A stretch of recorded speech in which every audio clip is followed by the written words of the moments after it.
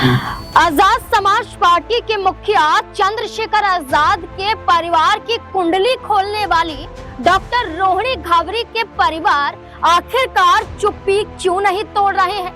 क्या डॉक्टर रोहिणी घावरी सच भी बोल रही हैं या राजनीतिक फायदे के लिए सिर्फ चंद्रशेखर आजाद की छवि को खराब करने की कोशिश कर रही हैं? स्क्रीन पर आप देखिए, जहां एक तरफ डॉक्टर रोहिणी घावरी नजर आती हैं जो स्विट्जरलैंड में मंच से एक भाषण दे रही हैं, दूसरी तरफ उनके परिवार की तस्वीर है जिसमें डॉक्टर रोहिणी घावरी, उनकी माँ और उनकी दोनों बहनें उनके साथ नजर आ रही हैं। मुस्कुराता हुआ एक चेहरा है, कई चेहरे हैं और एक खुशहाल परिवार नजर आ रहा है।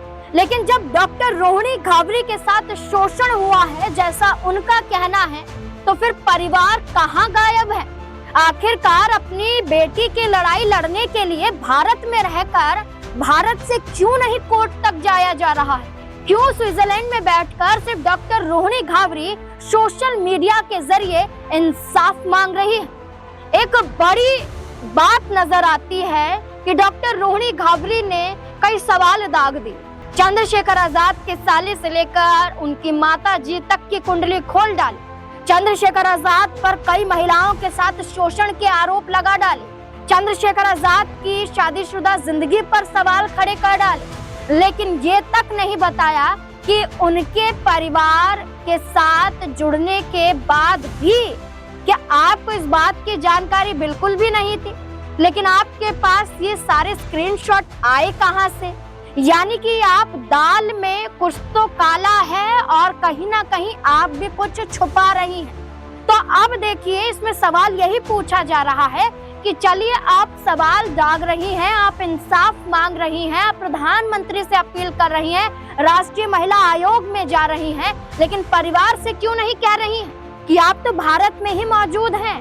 आप मेरी लड़ाई लड़िए और कोर्ट में जाइए, कोर्ट में याचिका दाखिल करवाइए। चंद्रशेखर आजाद के जो खिलाफ सबूत आपने इकट्ठा किए हैं वो दिखाइए। स्विट्जरलैंड से आप भारत आ नहीं रही हैं, परिवार चुप्पी तोड़ नहीं रहा है। चलिए, परिवार में कौन कौन है डॉक्टर रोहिणी घावरी के, इसके बारे में भी थोड़ी चर्चा कर लेते हैं। देखिए, रोहिणी घावरी को लेकर क्या कहा जाता है? रोहिणी को लेकर कहा गया कि उन्होंने अपनी शुरुआती पढ़ाई इंदौर से की है, क्योंकि वही इंदौर की रहने वाली हैं।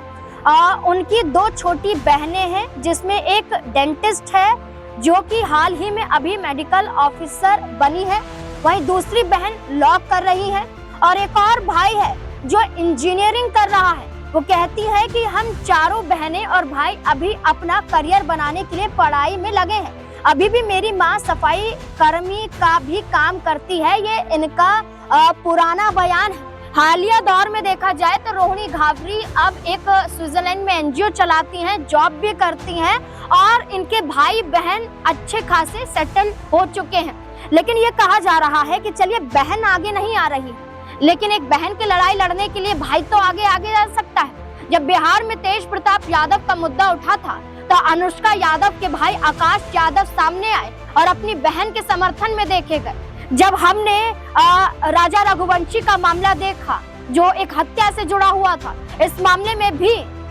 सोनम रघुवंशी के भाई आगे आए, बेशक अपनी बहन के खिलाफ दिखाई दिए, लेकिन एक लड़ाई लड़ते हुए तो दिखाई दिए।